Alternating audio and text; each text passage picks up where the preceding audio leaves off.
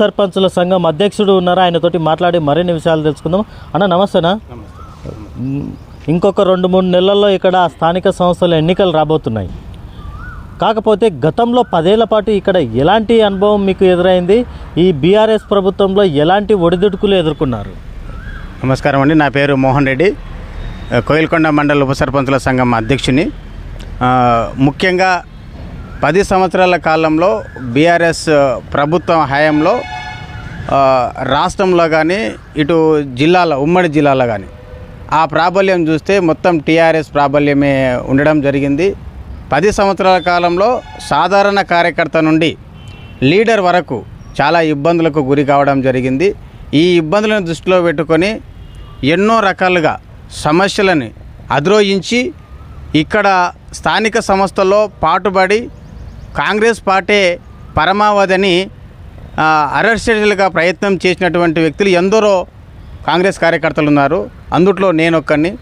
అట్లా ఎన్ని ఇబ్బందులు పెట్టినా కూడా పార్టీని వదలకుండా పార్టీకి మేము చేదోడు వాదోడుగా ఉండు మా లీడర్ని మేము ఏంటంటే అనుసరించి ఆయన అడుగుజాడల్లో నడిచి కాంగ్రెస్ పార్టీకి బాసరగా నిలవడం జరిగింది. ఈ పార్టీని నమ్ముకునేటువంటి కాంగ్రెస్ కార్యకర్తలు ఉండడం వల్ల గల్లీ నుంచి ఢిల్లీ వరకు మోడీ ప్రభావం కానీ మరి ఇక్కడ రాష్ట్రంలో ఉండేటటువంటి టీఆర్ఎస్ ప్రభావాన్ని కానీ ఢీకొట్టి కాంగ్రెస్ కార్యకర్త పార్టీని ఈరోజు ఏంటంటే ఒక గౌరవం కానీ ఒక వెన్న కానీ తీసుకొచ్చినటువంటి వెన్నెముకగా కాంగ్రెస్లో లీడర్లు కానీ క్యాడర్ కానీ చెక్కు చెదరకుండా ఉండడం జరిగింది. ఇదే ఉద్దేశంతోనే, ఇదే ఉద్యమంతోనే, ఇదే స్ఫూర్తితోనే జరగబోయేటటువంటి తెలంగాణలో స్థానిక సంస్థలలో సంబంధించినటువంటి ఎలక్షన్లలో ఇప్పుడు సర్పంచ్ ఎలక్షన్లు కావచ్చు, ఎంపీటీసీ కావచ్చు. గతంలో ఇక్కడ అసెంబ్లీ ఎన్నికల్లో అక్కడ బంపర్ మెజార్టీతో కూడా పర్ణిక రెడ్డిని విజయం సాధించడం జరిగింది. కానీ పార్లమెంటుకు వచ్చేసరికి కూడా భారీ మెజార్టీ బీజేపీకి వెళ్ళింది.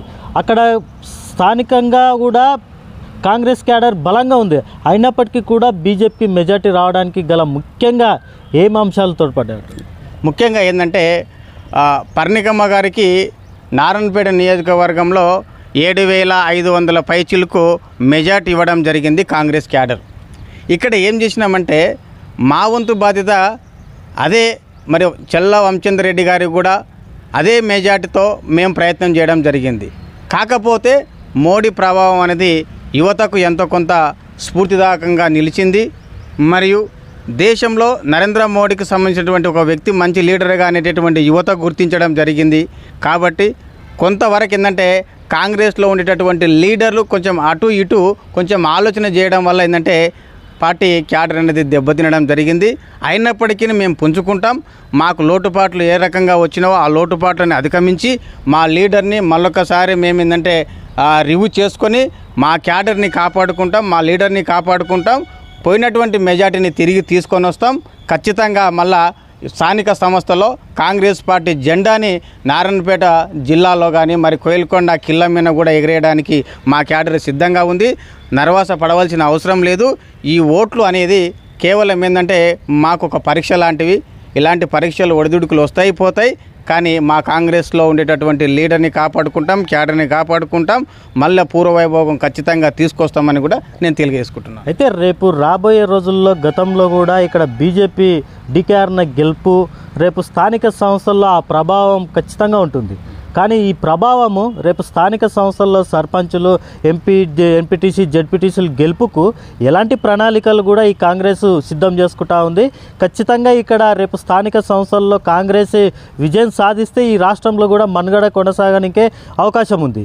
దానిని మీరు ఎలా ఎదుర్కొనబోతున్నారు? ముఖ్యంగా ఏంటంటే డీకేఆర్ నమ్మ గారికి వచ్చినటువంటి మెజార్టీ ఏలమిన లెక్క పెట్టవచ్చు. 4,500 మెజార్టీ రావడం జరిగింది. అదొక ఒక ఎంపీకి రావాల్సినటువంటి మెజార్టీ అనేది కాదు, దాన్ని చెప్పలేము కూడా. కాకపోతుందంటే సరే గెలుపు అనేది ఉంది. నైతికంగా గెలిచింది కాంగ్రెస్ గవర్నమెంటే. చట్టబద్ధంగా చూసినప్పుడు బీజేపీలో డీకే అమ్మ గారు గెలిచినది మేము ఒప్పుకుంటాం.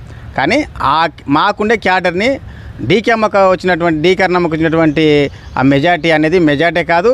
మాకు స్థానిక సంస్థలో పెద్ద ప్రభావం చూపదు. ఒకవేళ చూపినా కూడా దాన్ని ఏంటంటే మేము ఖచ్చితంగా తిప్పి కొడతాం. ఇదేంటంటే మాకు క్యాడర్ ఉన్నటువంటి వ్యక్తులు, లీడర్ ఉన్న వ్యక్తులు స్థానికంగా స్థిరంగా ఉన్నాం. పార్టీ కోసం పట్టుబడతాం, పార్టీని గెలిపించుకుంటాం, మళ్ళీ మా లీడర్ని మేము ఏంటంటే నిలబెట్టుకుంటాం. స్థానిక సంస్థలో మాకు హక్కులు మాకు ఉండేటటువంటి ఈ సర్పంచ్ ఎంపీటీసీ ఎలక్షన్లో మేము గెలిపించుకుంటాం. అయితే కోయిల్కొండకు వచ్చేసరికి కూడా అక్కడ కాంగ్రెస్ ఇప్పుడు పుంజుకుంటా ఉంది. గతంలో కూడా కాంగ్రెస్ బలంగా ఉన్నప్పటికీ బీజేపీ ప్రభావం చాలా ఉంది ఆ కోయిల్కొండ ప్రాంతంలో. కానీ ఇప్పుడు ఎలా ఉండబోతుంది? రేపు ఖచ్చితంగా బీజేపీని అధిగమించి కాంగ్రెస్ విజయ తీరాలకు చేరుస్తారంటారా అక్కడ ఉన్న క్యాడర్? ఖచ్చితంగా ఏంటంటే మా కాంగ్రెస్ లీడర్లు అనేటటువంటి వాళ్ళు ఏంటంటే ఇదొక గుణపాఠంగా భావిస్తాం, గుణపాఠంగా నేర్చుకుంటాం, మాకుండే క్యాడర్ని కాపాడుకుంటాం. బీజేపీకి ఉండేటటువంటి క్యాడర్ దగ్గరకి ఏంటంటే మేము పోము. ఎందుకంటే బీజేపీకి ఒక లీడర్ లేడు, ఒక క్యాడర్ లేడు అనేటటువంటిది మండలంలోనే తెలిసింది. మోడీ ప్రభావం వల్ల గెలిచిందేమో కానీ గెలుపు ఏంటంటే వాపు ఎప్పుడు కూడా ఏంటంటే బల్బు కాదు, వాపే ఉంటుంది. కాకపోతే అంటే మేమంతా కూడా స్థానికంగా స్థిరంగా ఉన్నాం, కట్టుదిట్టంగా ఉన్నాం. మేము ప్రజలకు సేవ చేస్తాం. మా 6 గ్యారెంటీల పథకం అనేది మొన్నటికెళ్ళి స్టార్ట్ కావడం జరిగింది. 7 తారీఖుకి వెళ్ళి అవి బలంగా ప్రజల్లోకి తీసుకెళ్తాం, ఇంటింటికి వెళ్తాం. ఈ 6 గ్యారెంటీ పథకాల యొక్క ప్రభావం ఖచ్చితంగా స్థానిక సంస్థల ఎలక్షన్లో చూపిస్తాం. మళ్ళీ మా పార్టీని, మా లీడర్ని మేము గెలిపించుకుంటాం, బీజేపీని ఢీ కొడతామని కూడా నేను తెలియజేసుకుంటున్నాను. కానీ ఈ తెలంగాణ రాష్ట్రంలో కాంగ్రెస్ ప్రభుత్వం ఏర్పడినప్పటికీ కూడా ఇక్కడ వీళ్ళు అధికారం వచ్చిన తర్వాత ఎలాంటి సంక్షేమాలు ప్రవేశపెట్టలేదు. ఏదో ప్రతిసారి ఏదో ఒక ఇష్యూ బేస్డ్ బయటికి తీసుకొచ్చి డైవర్ట్ పాలిటిక్స్ ఇక్కడ కాంగ్రెస్ ఎక్కువగా చేస్తూ ఉంది. సంక్షేమం మీద దృష్టి పెడతలేదంటూ కూడా తెలంగాణ రాష్ట్ర వ్యాప్తంగా కూడా ఇక్కడ పెద్ద అపోహ కూడా బయటకు వస్తూ ఉంది. దీనిని కాంగ్రెస్ క్యాడర్కు అదేవిధంగా సంస్థగా ఉన్న ప్రజలకు ఎలా ఎదుర్కొనబోతున్నారు, వాళ్ళకి ఏమని సమాధానం చెప్తారు? డిసెంబర్ ఏంటంటే 7 తారీఖున మా ముఖ్యమంత్రి అయినటువంటి రేవంత్ రెడ్డి గారు ప్రమాణ స్వీకారం చేయడం జరిగింది. అక్కడ నుంచి తీరాగా చూసుకుంటున్నంటే మనకు ఒక ఎమ్మెల్సీ ఎలక్షన్ అనేది వచ్చింది మధ్యలో.